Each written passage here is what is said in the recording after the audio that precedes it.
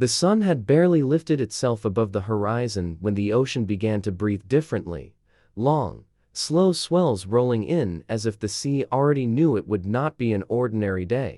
When seconds decided everything. To most people, the beach looked peaceful, almost sleepy. But to the guards who watched the water the way a doctor watches a heartbeat, there were signs everywhere. A rip current tugging just a little harder than usual. A dark shape moving beneath the surface. A distant shout that didn't quite sound like laughter. The first alarm came before the beach was fully awake. A young boy, no older than 10, had been pulled off his inflatable raft by a sudden surge. One moment he was waving to his parents near the shoreline, the next he was gone, swallowed by a fast-moving channel of water. The whistle cut through the morning air, sharp and urgent. A lifeguard sprinted across the sand, muscles firing from memory, board tucked under one arm. He hit the wall, running, diving cleanly, scanning as his arms cut forward. The current was stronger than it looked, dragging him sideways. But training took over. He angled across it instead of fighting straight on,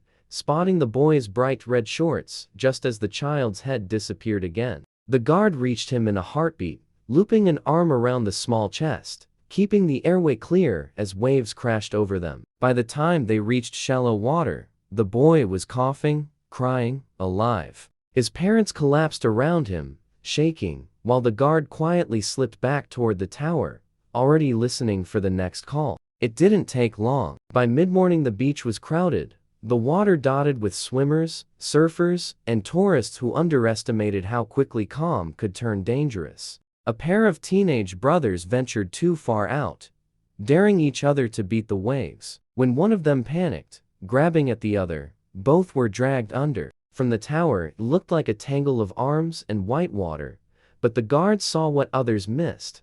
Two heads popping up too close together, moving farther from shore instead of closer. Two whistles blew at once. A jet ski roared to life, cutting across the surface in a spray of foam. Another guard paddled hard on a rescue board, timing each stroke between waves. The first brother was barely conscious by the time they reached him, eyes unfocused, strength gone. The second was worse, limp in the water, face pale. Working together without a word, they hauled both onto the board and ski, racing back as fast as the sea would allow. CPR began the moment they hit sand, hands pumping, breaths counted, sweat dripping onto skin that was slowly, agonizingly, warming back to life. When the younger brother suddenly coughed and gasped, the sound ripped a cheer from the crowd that had gathered in stunned silence. Some people cried, some prayed. The guards just kept working until the paramedics arrived, then cleaned the sand from their hands and went back to watching the water.